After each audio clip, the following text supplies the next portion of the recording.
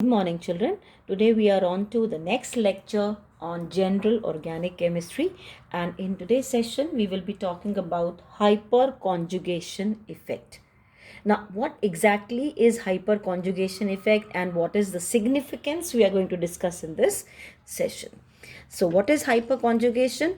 It is also termed as sigma pi conjugation.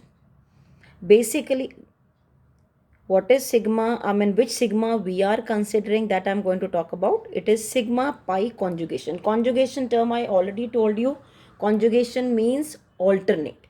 So basically it is the pi bond and alpha CH sigma bond. If they are present alternate to each other, this type of effect is possible.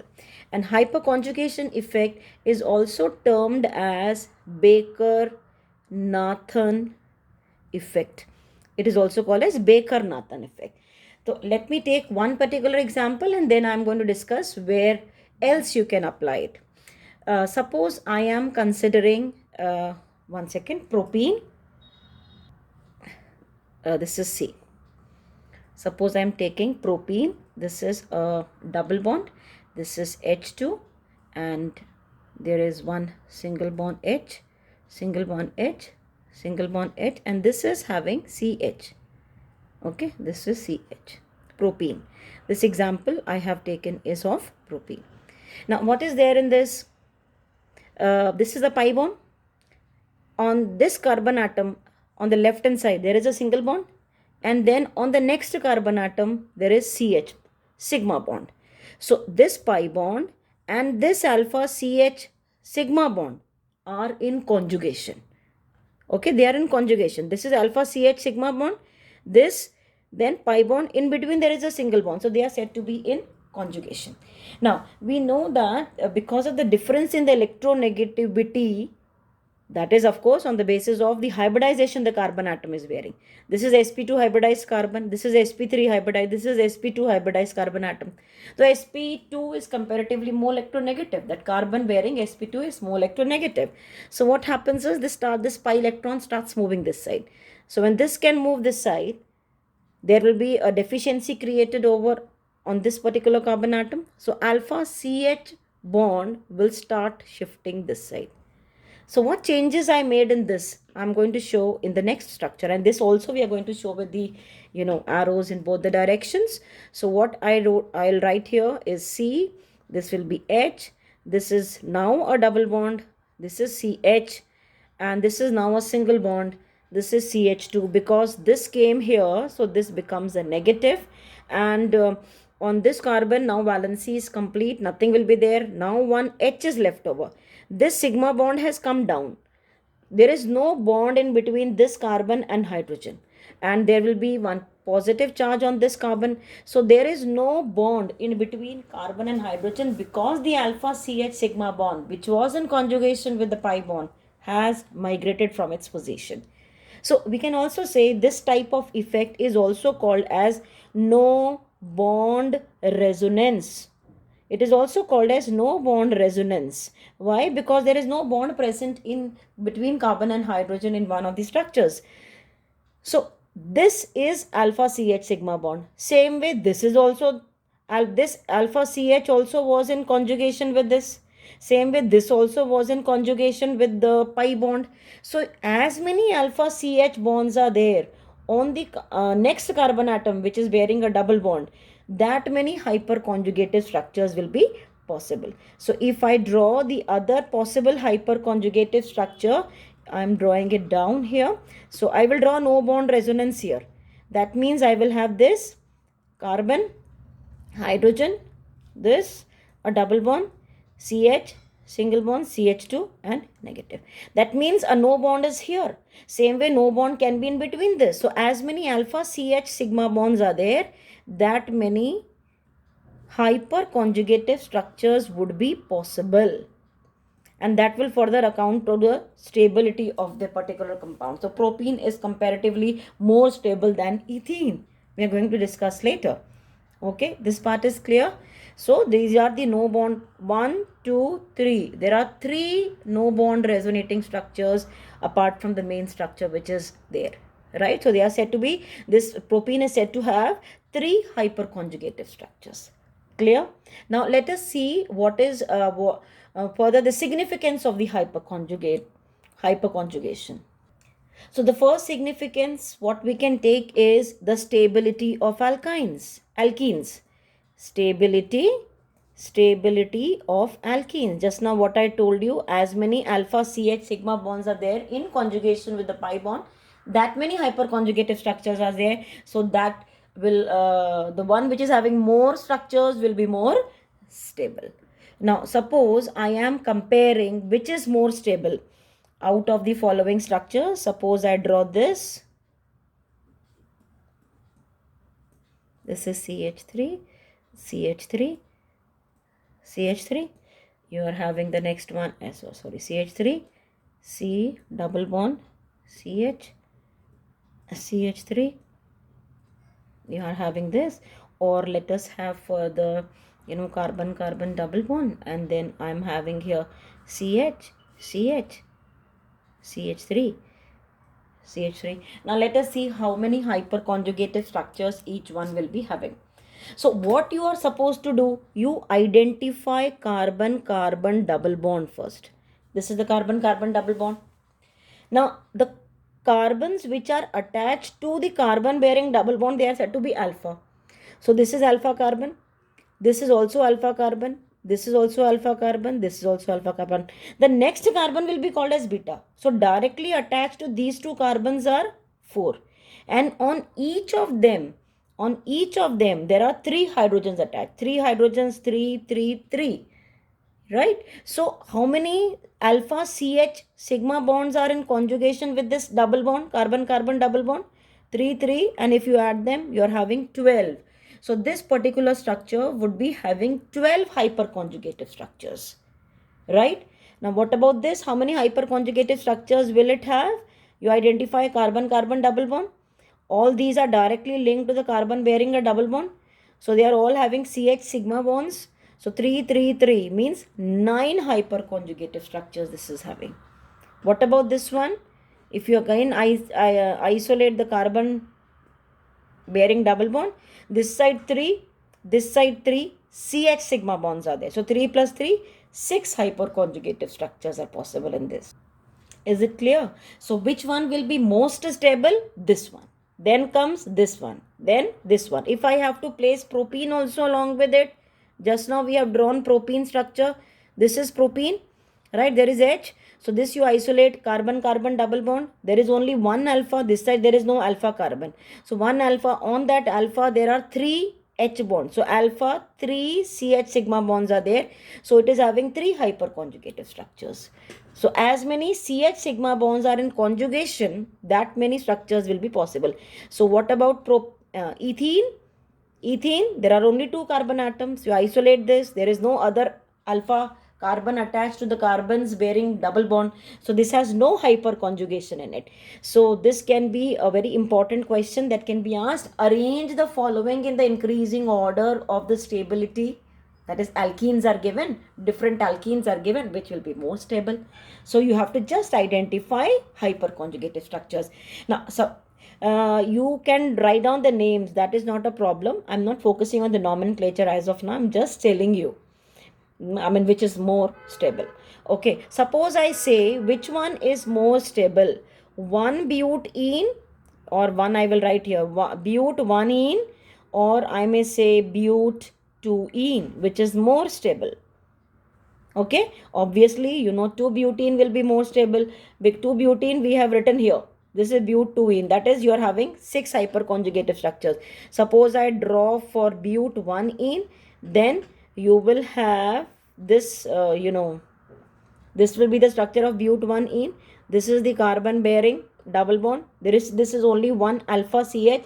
On this one alpha CH, there are only 2 CH sigma bonds. So this will have only 2 hyperconjugative structures. So but-2-ene is more stable than but-1-ene.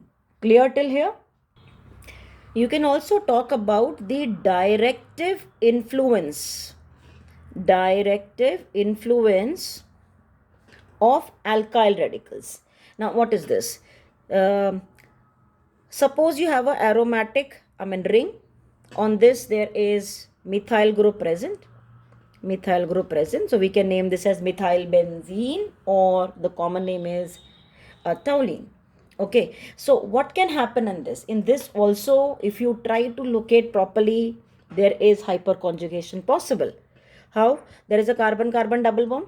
This is a single bond, and these are CH sigma bonds. So there are 3 CH sigma bonds attached to this particular bond. So that many hyperconjugated structures will be possible. If you try drawing this, you can pause in between and try drawing the structures on your own. This will come here.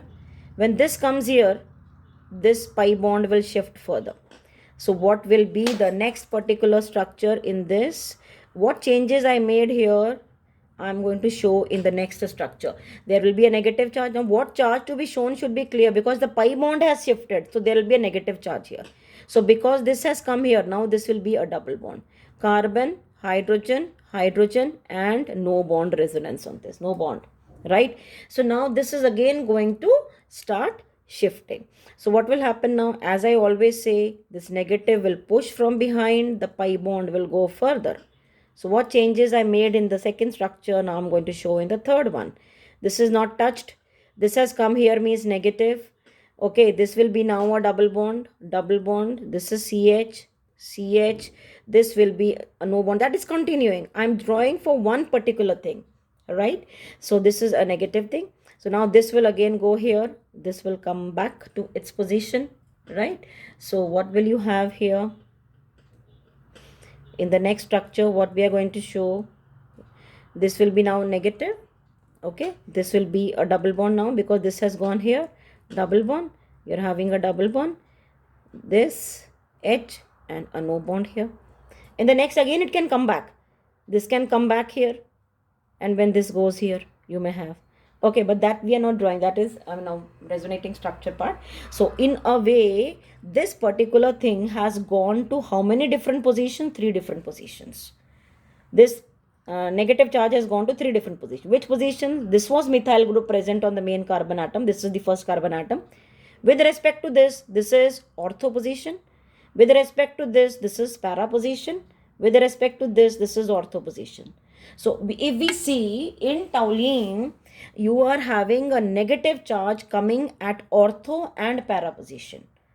When the negative charge is coming at ortho and para position with respect to the alkyl radical, we can say toluene undergoes what can attack here on this ortho and para?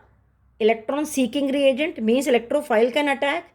So toluene undergoes electrophilic substitution reactions at ortho and para position. Give reason type of questions can be asked. Okay, so why toluene is undergoing electrophilic substitution reaction only at ortho para position? Why not at meta position? This is the meta position. In the different hyperconjugated structures, you are not able to find a negative charge at meta position. So how will the electrophile go? Right? So all alkyl radicals, these are electron pushing groups. They push the electrons to ortho and para in the benzene ring. Fine till here. One more application which you can consider separately, but I can explain in the same thing. What is happening now, when this was a pi bond, this has shifted here in the hyperconjugative structure. Let me explain in the first structure. I think it will be more clear. So this was a pi bond. This was a single bond, actually speaking. So when this started coming here, this became a double bond, right? So there is shortening of the carbon-carbon single bond adjacent to the multiple bond. This is the carbon-carbon double bond, and this has to be smaller actually. This is a single bond. This should have been bigger. But what do you find? What do you find? In the hyperconjugated structure, this was the carbon-carbon double bond. The next was actually a single bond, but now became double in all. So what is happening? The carbon-carbon single bond, which is adjacent to the multiple bond, the bond length slightly decreases. The bond length decreases because of hyperconjugation. Okay. So always the carbon-carbon double bond, The next one, if it is alpha and having the CH sigma bonds, then that will be slightly smaller because of resonance. Another important application or significance of hyperconjugation is in explaining the stability of carbocation and free radical. In one of the video before, I have already discussed what is a carbocation and a free radical. These are intermediate species. So suppose I am considering, 1 degree, 2 degree, 3 degree carbocations. This is 3 degree carbocation. How 3 degree? Carbon bearing positive charge is carbocation. Okay, and this carbon is attached to 3 different carbons. So this is 3 degree. So this will be most stable. And then comes a 2 degree carbocation. This is 2 degree carbocation. And likewise you have the next one as 1 degree carbocation. This will have the least. Now so far we have considered only examples of the pi bond in conjugation with the alpha CH. In this case, the carbon which is bearing positive charge, this will have more tendency to attract the alpha CH bonds towards itself. So even this will be exhibiting hyperconjugation, though it's not having a pi bond. But in pi bond also, the carbon bearing pi bond was trying to pull the electrons of the neighboring alpha CH. Even this will be able to. How? I will explain one of the structure. Let me draw the tertiary. This is tertiary butyl carbocation. This is isopropyl carbocation. This is ethyl carbocation. How come this is more stable? Let me explain it here. I will explain with 1 alpha CH.